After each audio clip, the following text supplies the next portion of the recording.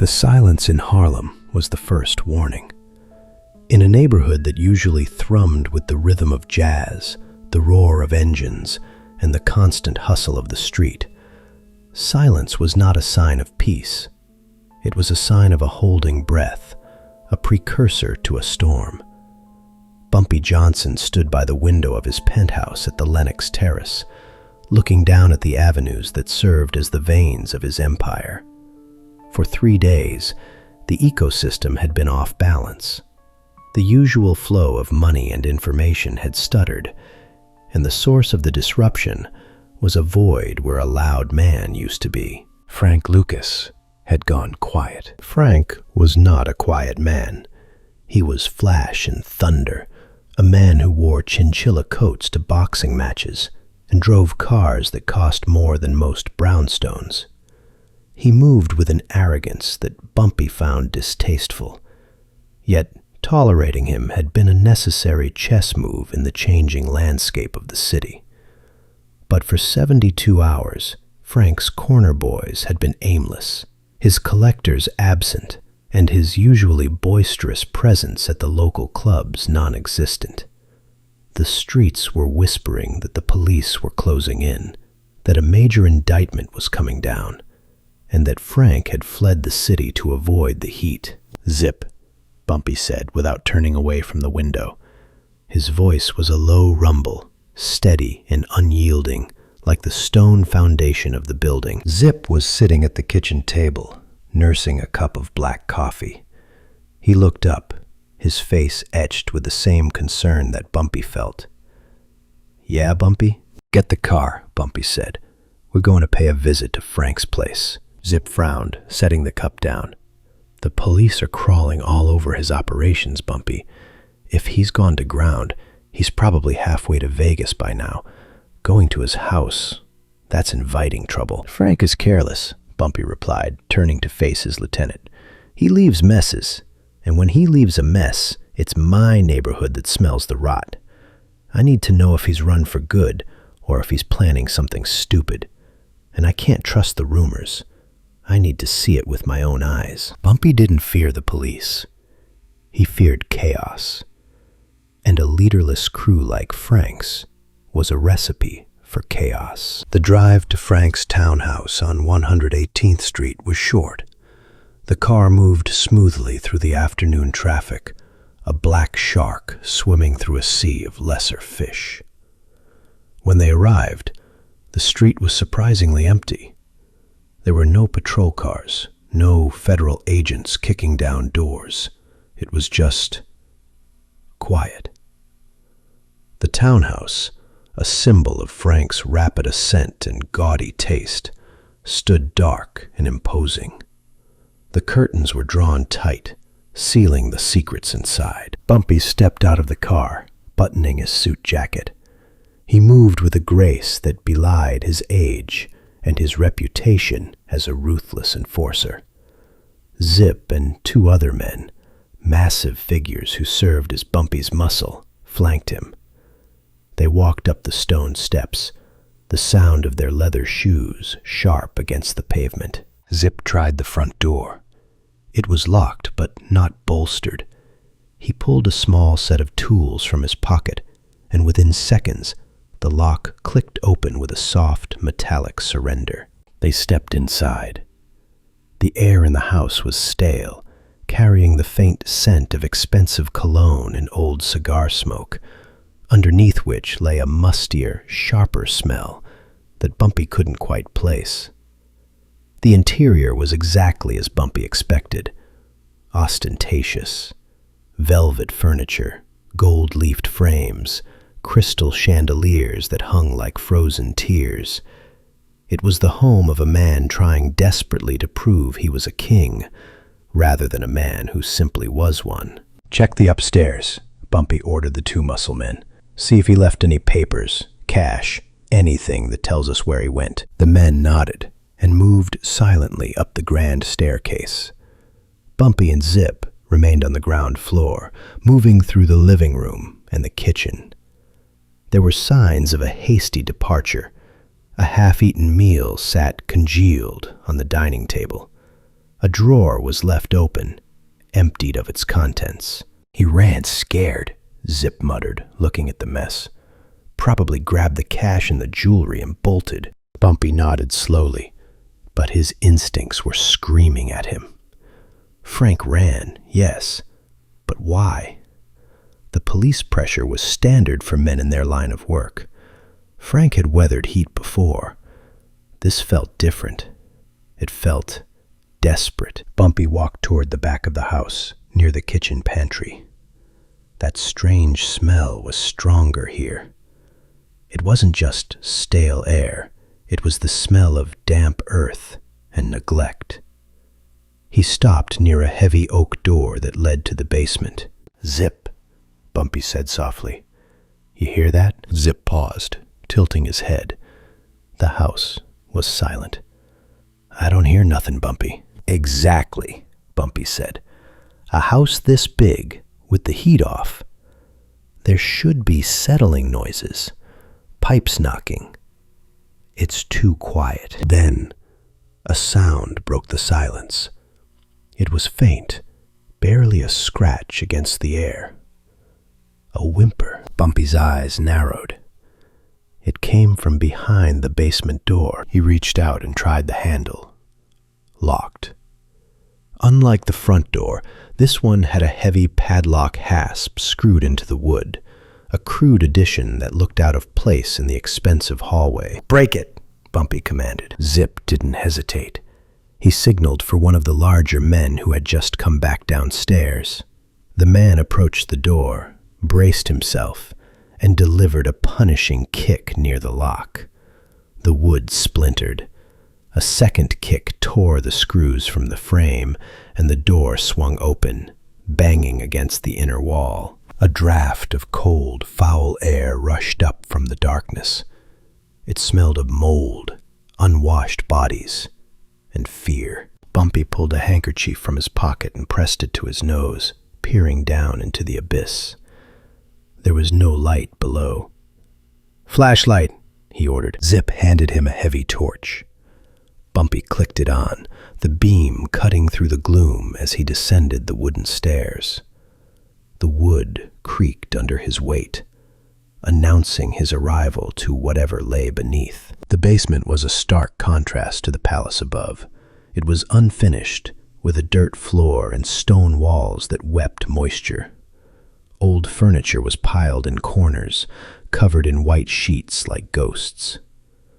Bumpy swept the light across the room, the beam catching dust motes dancing in the stagnant air. The beam stopped in the far corner. Bumpy's breath hitched in his throat. Huddled against the cold stone wall, chained to a thick iron pipe, was a small figure.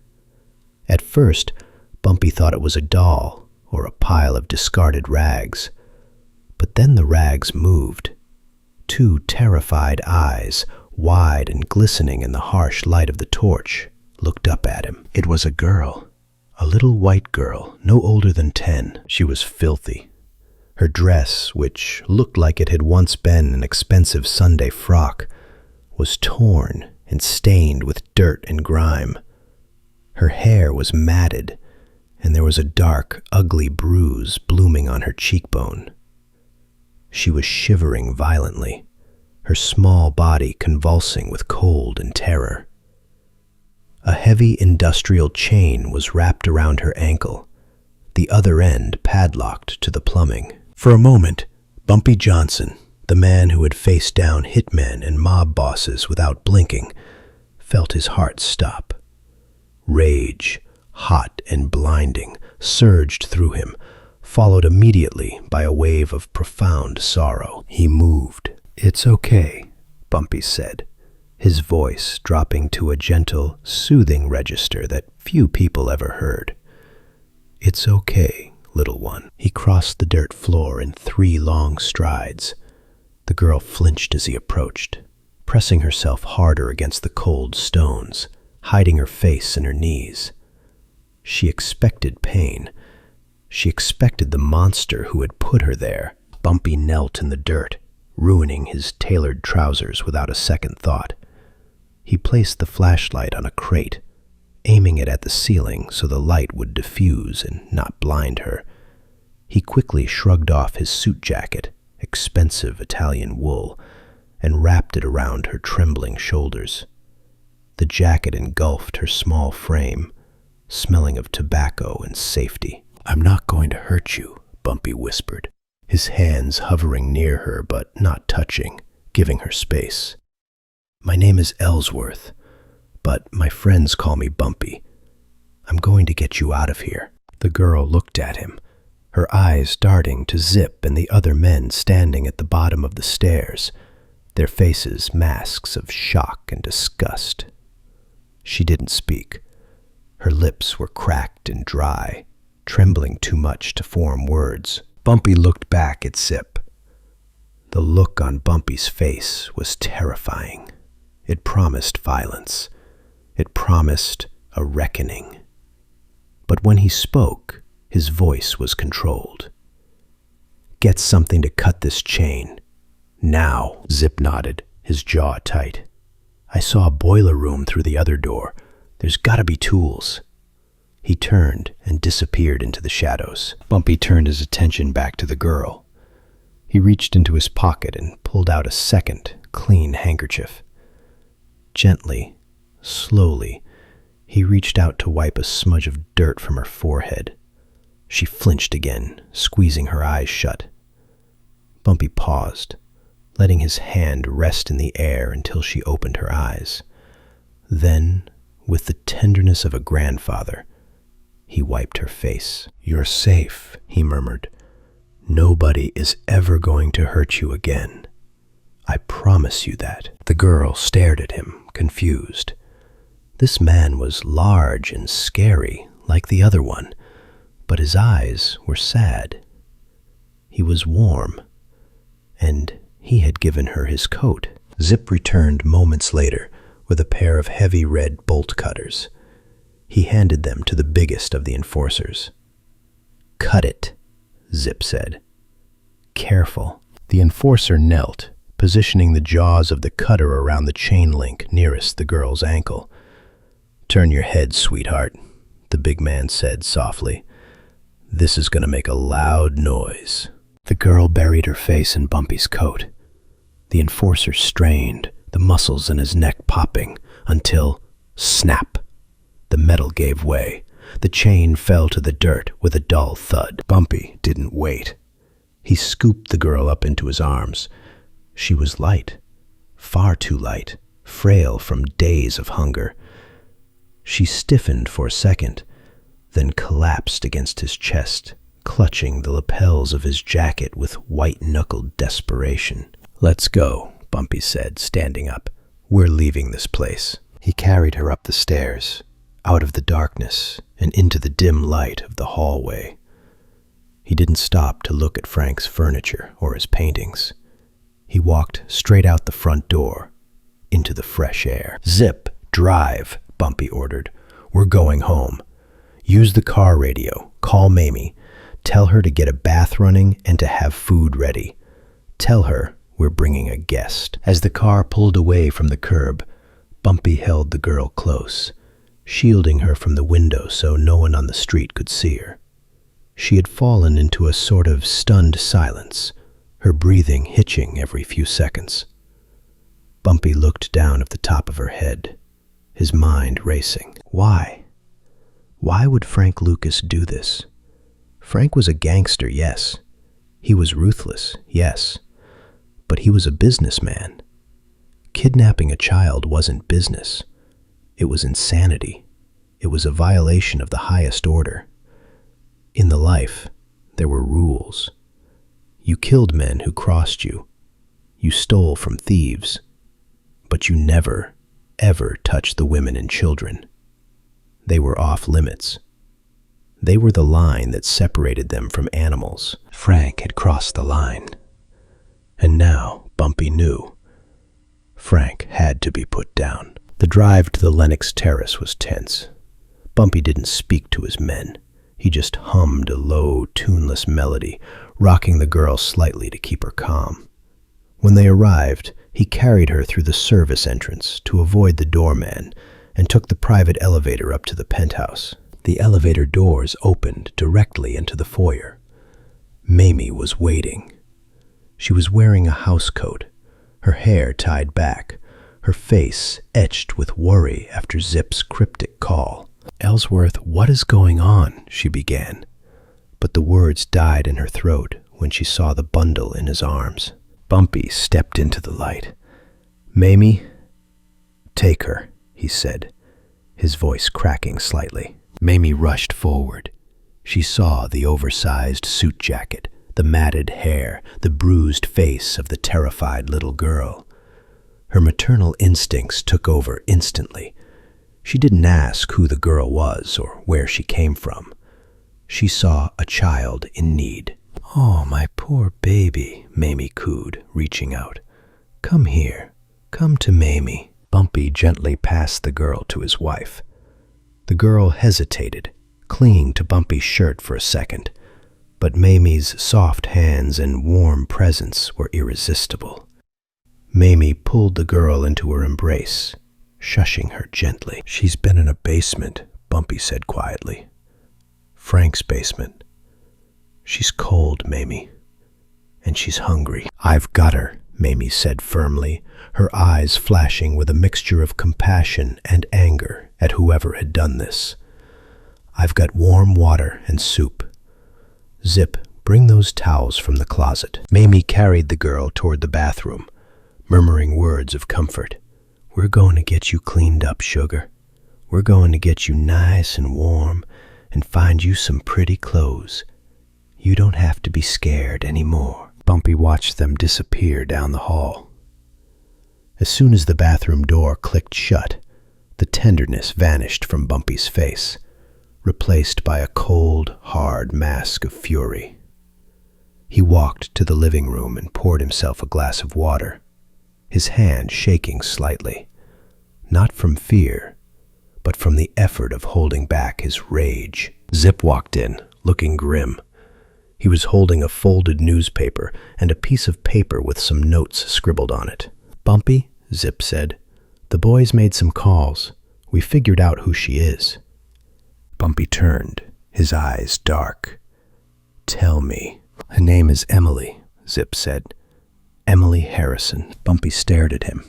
The name sounded familiar, but he waited for the rest. "She's the daughter of Judge Harrison," Zip continued, his voice dropping to a whisper. "The federal judge downtown, the one heading up the new organized crime task force." The glass in Bumpy's hand shattered. He didn't throw it. He just squeezed it until it exploded. Water and shards of glass fell to the thick carpet, mixed with drops of blood from his palm. But Bumpy didn't seem to notice the pain. "Harrison!" Bumpy hissed. It all made sense now. The silence, the police presence, but the lack of raids on the money spots.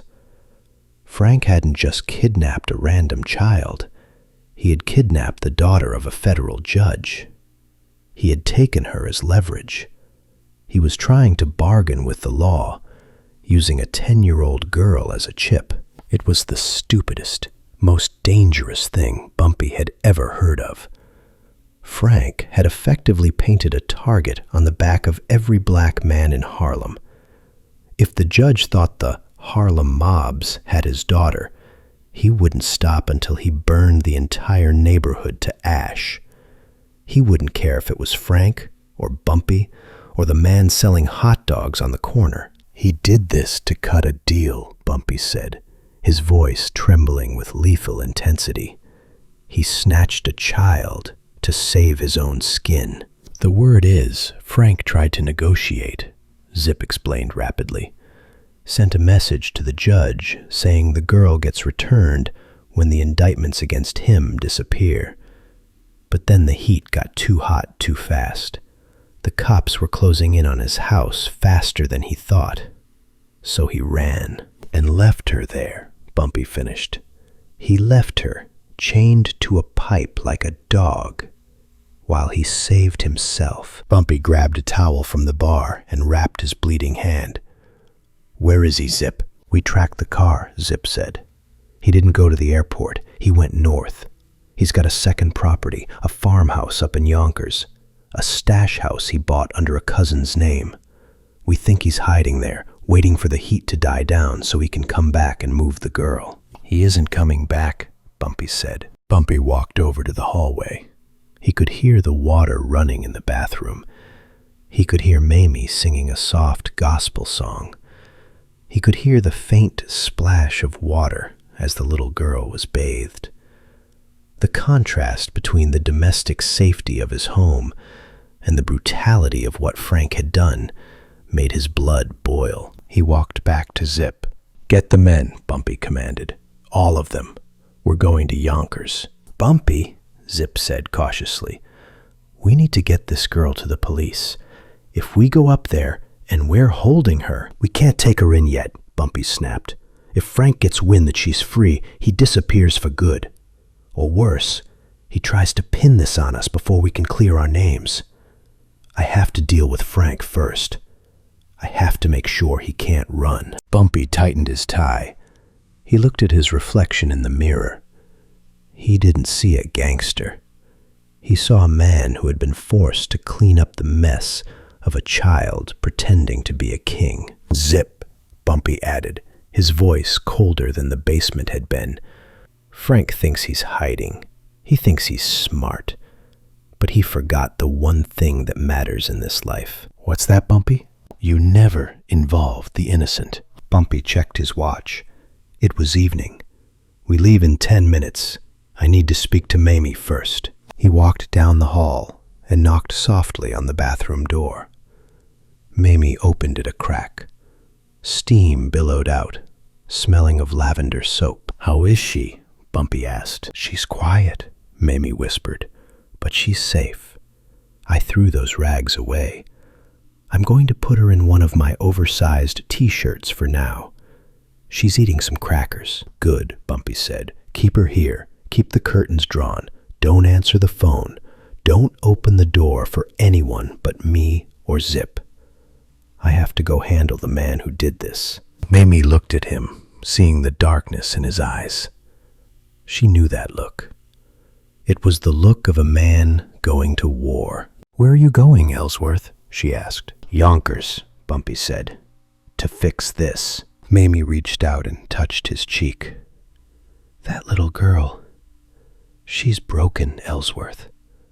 Whoever did this—" "I know," Bumpy said. "I know." He turned and walked away before she could see the violence in his eyes. He couldn't let Mamie see what he was about to do. She was the light in his world, and he had to keep his darkness separate. Bumpy returned to the living room. Zip and the other enforcers were checking their weapons. Bumpy waved his hand. "No guns," Bumpy said. The men looked at him in surprise. Frank Lucas would surely be armed. His guards would be armed. Going in without heat was suicide. "Bumpy?" Zip asked. "I said no guns," Bumpy repeated. "Frank isn't going to die tonight. Death is too easy. I want him to learn. I want him to understand exactly what he did. And for that, I need my hands." Zip nodded slowly, understanding. He put his pistol back in the drawer. He motioned for the others to do the same. "Let's go," Bumpy said. They walked out of the penthouse, leaving the warmth and the light behind, stepping back into the shadows of the city. The ride to Yonkers would take an hour for Bumpy to think about the little girl in the basement, an hour to think about the chain, an hour to let his rage harden into a diamond-sharp point. As the Cadillac merged onto the highway, leaving the lights of Harlem in the rearview mirror, Bumpy Johnson looked out the dark road ahead. Frank Lucas had wanted to be a boss. He had wanted the power and the glory. But tonight, Frank was going to learn that being a boss wasn't about the money or the coats. It was about the code. And tonight, the code was coming to collect. The drive to Yonkers was a journey into a different world. As the Cadillac left the concrete canyons of Harlem and the lights of the city faded into the rearview mirror, the landscape shifted to dark, rolling hills and trees that clawed at the night sky like skeletal fingers. The air here was cleaner, thinner, but to Bumpy Johnson, it smelled of isolation. It was the kind of place men went when they wanted to be forgotten, or when they wanted to bury their sins. Bumpy sat in the back seat, his hands resting on his knees, his posture rigid. Beside him, Zip watched the road, the headlights cutting a cone of illumination through the darkness. The silence in the car was heavy, filled with the unspoken violence that was about to be unleashed. Bumpy was not a man who enjoyed hurting people. He viewed violence as a tool, a necessary mechanic of his trade. But tonight, the rage that burned in his chest was personal. It was a cold blue flame fueled by the image of a terrified 10-year-old girl chained to a rusted pipe in a damp basement. "The turnoff is up ahead," Zip said quietly, breaking the silence. "Dirt road. Leads to a farmhouse set back about half a mile from the main drag. It's secluded." "Perfect," Bumpy said. "Frank picked a good spot to hide. A good spot to be a coward." The car crunched onto the gravel, the tires popping on the loose stones. The farmhouse appeared through the trees, a 2-story structure with peeling white paint that looked gray in the moonlight. There was a single light burning in a downstairs window, a beacon in the void. A sleek Jaguar was parked out front, looking ridiculously out of place against the rotting wood of the porch. It was Frank's car. Even in hiding, Frank Lucas couldn't help but advertise his presence. He was careless to the end. "Park here," Bumpy ordered. We walked the rest of the way. They exited the car, the cool night air biting at their faces. Bumpy adjusted his cufflinks, a habit from a lifetime of maintaining his appearance, even in the face of chaos. He signaled to the 2 enforcers who had accompanied them. "Watch the back. If he tries to run, break his legs, but don't kill him." The men nodded and melted into the shadows, circling the house. Bumpy and Zip walked straight up the driveway. They didn't sneak. They didn't crouch. They approached with the inevitability of a coming storm. They reached the porch. Bumpy could hear music coming from inside, jazz, loud and chaotic, something Frank probably thought made him look sophisticated. Bumpy stepped up to the door. He didn't knock. He raised his leg and drove his heel into the wood just below the lock. The door didn't just open. It exploded inward, the frame splintering with a sound like a gunshot. Bumpy stepped into the foyer, Zip right behind him. The room was sparse, furnished with cheap chairs and a table covered in empty takeout containers and bottles of expensive cognac. Frank Lucas was sitting on a sofa, a glass in his hand, his feet propped up on a crate. He jumped up, spilling the amber liquid all over his silk shirt, his eyes wide with shock. 2 of his bodyguards, who had been dozing in chairs in the corner, scrambled for their weapons. "Don't!" Zip barked, leveling a gaze at them that was more dangerous than any gun. "You reach for those pieces, and you don't leave this room." The guards froze. They looked at Bumpy Johnson, the legend, the king of Harlem, standing in the doorway like the Grim Reaper in a tailored suit. They looked at Frank, who was trembling, wiping liquor off his chest. They slowly raised their hands. They knew who signed the real checks in the city. "Get out," Bumpy said to the guards. He didn't look at them. His eyes were locked on Frank. The guards didn't hesitate. They abandoned their post and their boss, slipping out the front door and disappearing into the night. Loyalty was a commodity Frank Lucas had bought, not earned, and tonight, The funds had run dry. "Bumpy," Frank stammered, backing away until his legs hit the sofa.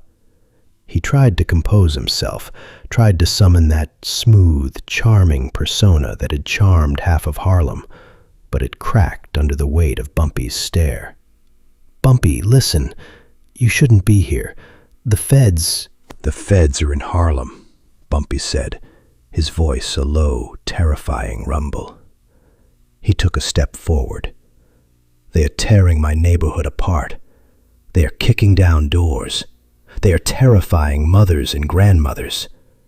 And do you know why, Frank?" I had to do it," Frank said, his voice rising in pitch. He held his hands up, palms out.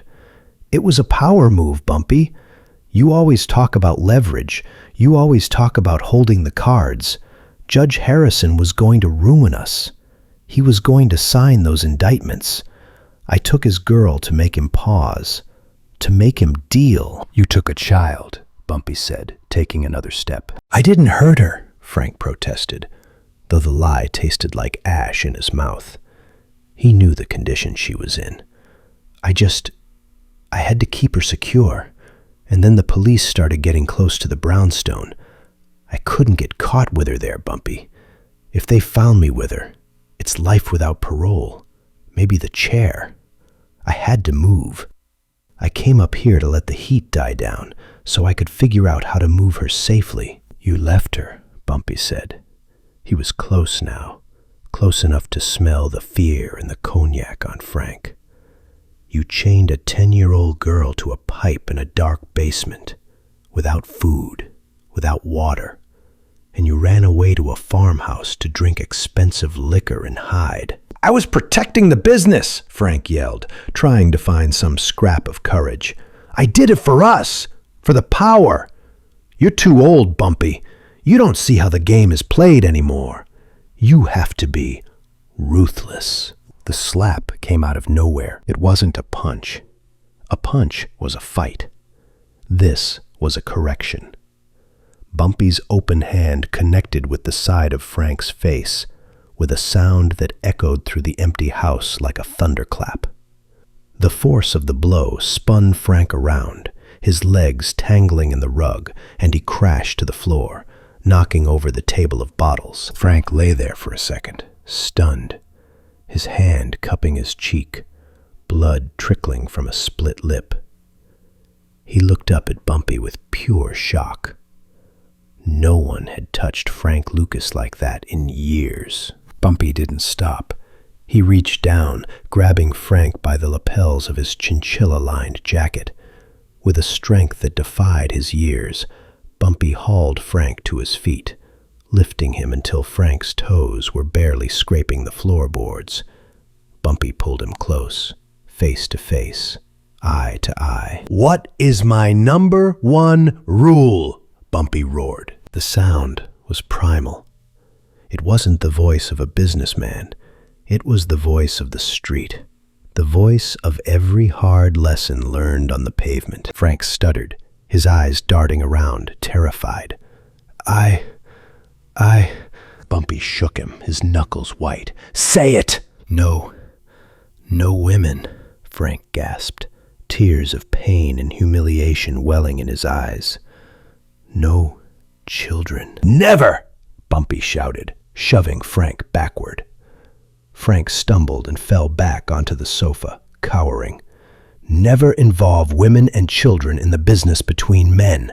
That is the wall, Frank. That is the only thing standing between us and the animals. We are criminals, yes.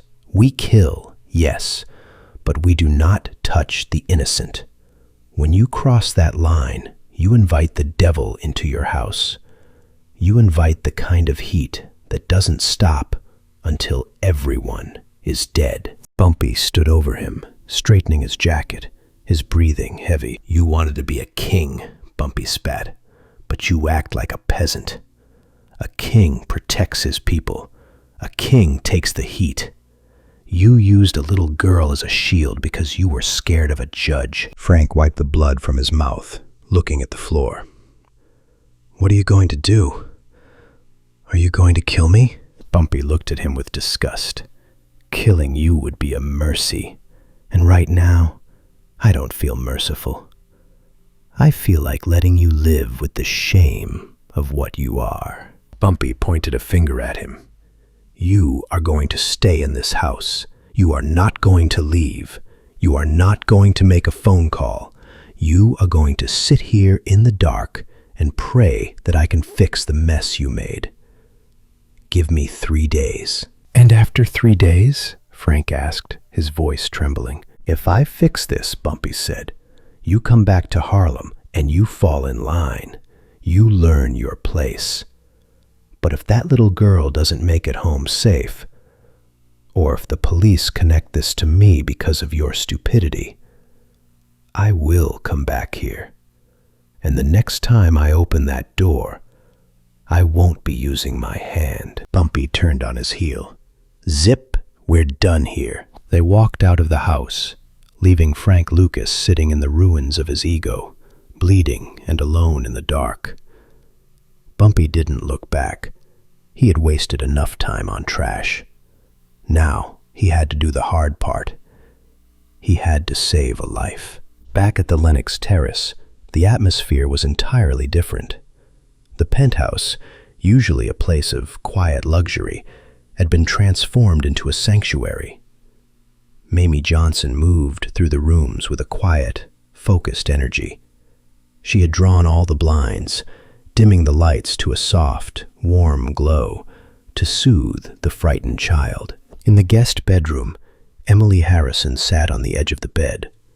She had been bathed, the grime of the basement scrubbed away to reveal pale, freckled skin. She was wearing one of Mamie's silk t-shirts, which hung on her like a dress, and a pair of thick wool socks. Her hair, though still damp, had been gently combed out. She was eating soup from a spoon that Mamie held to her lips. Every movement the girl made was skittish, like a wounded bird expecting a predator. That's it, sugar, Mamie cooed, her voice a warm melody. Just a little more. You need your strength. The front door opened. Mamie stiffened, placing a protective hand on Emily's shoulder. Emily froze, her eyes widening in terror. It's just Ellsworth, Mamie whispered. It's the man who found you, remember? He gave you his coat. Bumpy walked into the room. He had shed the aura of violence he wore in Yonkers. He had left the rage outside the door. He walked slowly, his hands visible, his face soft. Hello, Emily, Bumpy said gently. The girl looked at him. She remembered him. He was the giant who had come into the dark place. He was the one who had been angry at the bad man, but gentle with her. Hi, she whispered. It was the first word she had spoken. Bumpy smiled, a genuine, tired smile. You look much better. Mamie taking good care of you? Emily nodded. She made soup. Mamie makes the best soup in Harlem, Bumpy agreed. He knelt down so he was at eye level with her. Emily, we need to talk. I need to take you home. Fear flashed across her face. To the bad place? No, Bumpy said firmly. Never there. I'm going to take you to your father, to the police. They are looking for you. Your daddy is very worried. My daddy is a judge, Emily said, sitting up a little straighter. I know he is, Bumpy said, and he misses you very much. Bumpy looked at Mamie. Her eyes were sad. She had bonded with the girl in just a few hours, her maternal heart breaking for the trauma the child had endured. But she nodded. She knew they couldn't keep her. Every hour she stayed here was a danger to everyone. I have a plan, Bumpy said to Zip, who was waiting in the hallway. We can't just drop her on a corner. Frank made this a federal case. If we leave her and something happens, or if the police see a black car speeding away, they might shoot first. I have to hand her over personally. Bumpy, that's suicide, Zip hissed. You walk into a precinct with the judge's kidnapped daughter, they'll pin it on you before you can say hello. they'll lock you up and throw away the key. Not if she tells them the truth, Bumpy said, looking back at Emily. And even if they try, it's a risk I have to take. I have to end this tonight. The city is about to explode. Bumpy turned back to the girl. Emily, I'm going to take you to the police station. There are going to be a lot of men with guns. They are going to be loud. But I need you to be brave. Can you be brave for me? Emily looked at him. She saw the strength in his face. She nodded. I can be brave. Good girl, Bumpy said. Let's go. The 28th precinct was a fortress of brick and stone, buzzing with activity even at 3 in the morning. Patrol cars were double parked, officers were running in and out, and the air was thick with the static of radios. The hunt for Judge Harrison's daughter had turned the station into a war room. A black Cadillac rolled slowly down the street. It didn't speed. It didn't try to hide. It pulled right up to the front curb, directly under the harsh glare of the streetlights. The movement caught the attention of the sergeant at the desk. He looked out the window. What the? The driver's door opened. Zip stepped out, raising his hands high in the air to show he was unarmed. He walked around to the back door and opened it. Bumpy Johnson stepped out. He was wearing his best suit, immaculate and pressed. He stood tall, bathed in the yellow light. He reached back into the car and extended his hand. A small, pale hand took it. Emily Harrison stepped out onto the pavement. For a second, there was silence. Then, chaos erupted. "It's him! It's Johnson!" someone screamed. "He's got the girl!" Doors flew open. Dozens of officers poured out of the station, weapons drawn. Shotguns racked. Revolvers clicked. The shouting was deafening. "Hands up! Get on the ground! Now! Now! Drop to your knees!" Bumpy didn't move. He didn't raise his hands. He kept one hand firmly holding Emily's, pulling her slightly behind his leg to shield her body with his own. He looked at the wall of guns pointed at his chest. He looked at the faces of men who had wanted to kill him for years, and now thought they had the perfect excuse. "Don't shoot!" Bumpy roared, his voice cutting through the panic. "I have the child!" "Let her go, you monster!" a detective screamed, his finger tightening on the trigger. Bumpy looked down at Emily.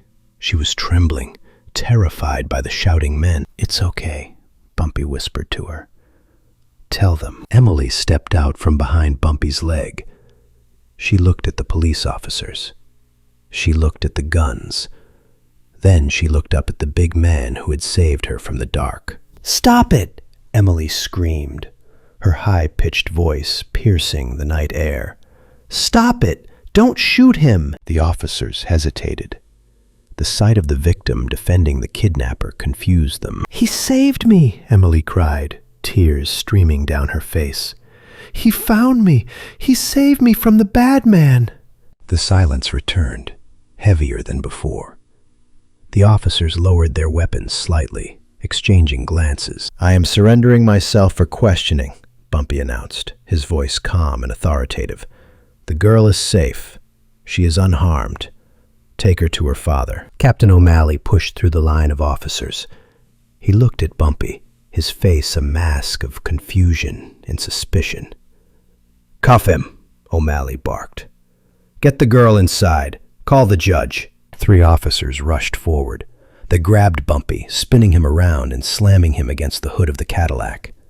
The cuffs clicked tight around his wrists, biting into the skin. Bumpy didn't resist. He watched as a female officer wrapped a blanket around Emily and led her quickly into the station. Emily looked back over her shoulder. "Bumpy!" she called out. Bumpy offered her a small, reassuring nod before he was shoved toward the station doors. He was in the system now. He was in the belly of the beast. The interrogation room was cold, painted a sickly shade of green. Bumpy sat at the metal table, one hand cuffed to the chair. Captain O'Malley paced back and forth, smoking a cigarette that filled the small room with blue haze. "You're in deep, Johnson," O'Malley said, slamming his hand on the table. "Kidnapping a federal judge's daughter? That's the chair. I don't care what the girl says. We know how this works. You snatched her to squeeze the judge, got cold feet, and tried to play the hero to save your neck." "I didn't take her," Bumpy said calmly. "I found her. I returned her. I did your job for you, Captain." "And who took her then?" O'Malley sneered. "Who are you protecting?" "I'm not protecting anyone," Bumpy said. "But I'm not a snitch. You know that. I handled the problem. The girl is home. That's the end of it." "That's not the end," O'Malley shouted, leaning into Bumpy's face. "The judge is on his way down here. He's going to want blood. And I'm going to give him yours." Bumpy remained silent. He knew the risk he had taken. He knew that Frank Lucas had put him in this chair. If he went down for this, Frank won. But Bumpy had the code, and the code said you took the weight. The door to the interrogation room opened. A uniformed officer stuck his head in. "Captain, Judge Harrison is here. He wants to see you." O'Malley grinned. "Here we go. Say your prayers, Bumpy." O'Malley left the room. Bumpy sat alone in the silence. He thought about Mamie. He hoped she was safe. He thought about the look on Frank's face when he slapped him. It was a good memory to hold on to if he was going to prison. 10 minutes passed.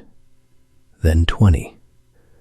Bumpy waited for the door to open and for the marshals to drag him away. Finally, the door opened. It wasn't the marshals.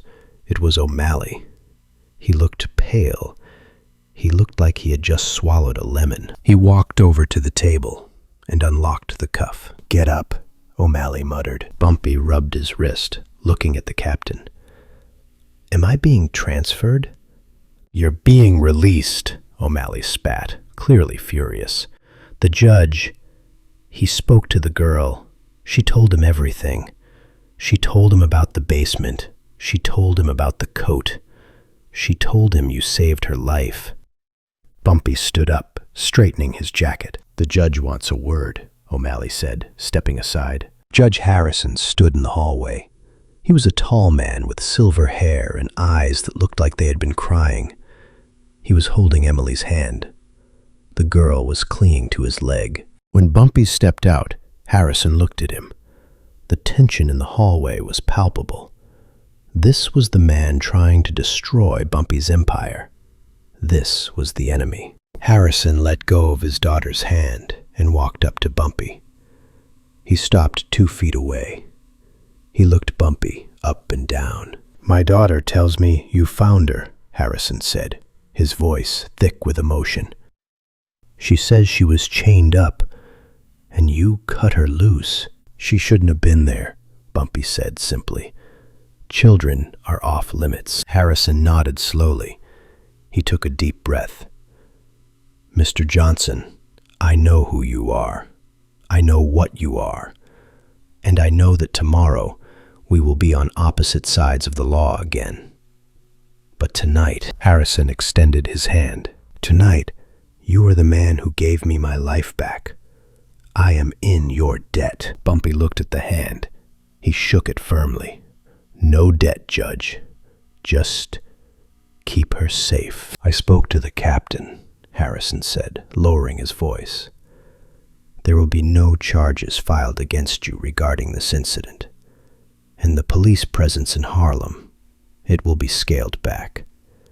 We will look elsewhere for the kidnappers." "I appreciate that," Bumpy said. Harrison turned back to his daughter. "Come on, Emily. Let's go home." Emily waved a small hand. "Bye, Bumpy." "Goodbye, little one," Bumpy said softly. Bumpy watched them leave. He watched the police officers glare at him as he walked toward the exit. He walked out of the station and into the cool night air. Zip was waiting by the car, leaning against the hood, smoking a cigarette. When he saw Bumpy, He threw the cigarette down and grinned. "I don't believe it," Zip said, opening the door. "You walked right out." "The rules matter, Zip," Bumpy said, getting into the car. "Sometimes they're the only thing that saves you." As they drove back to Harlem, the streets were quiet again, but it was a different kind of silence now. The heat had broken. The threat had passed. Bumpy looked out the window. He had gained a powerful ally in Judge Harrison, at least for a while. He had saved the neighborhood. But his mind drifted back to the farmhouse in Yonkers. Frank Lucas. Frank had almost destroyed everything because of his greed and his stupidity. He had broken the code. He had proven that he couldn't be trusted. Bumpy had given him 3 days to hide, but Bumpy knew the truth. Frank was a cracked vessel, and you couldn't fix a crack like that. "Zip," Bumpy said quietly. "Yeah, boss? Keep an eye on Frank when he comes back. Watch him close. You think he's going to try something?" "I think a man who would chain a child to a pipe will do anything," Bumpy said, his eyes hard as flint. "And next time, I won't be using my hand." The car turned onto 116th Street. Harlem was waking up. The jazz clubs were opening their doors. The life was returning. And Bumpy Johnson was home, the king on his throne, watching, waiting, and remembering exactly who the monsters were. Thanks for listening, folks. If you liked that video and want more, be sure to like the video and subscribe so you don't miss any Bumpy Johnson stories.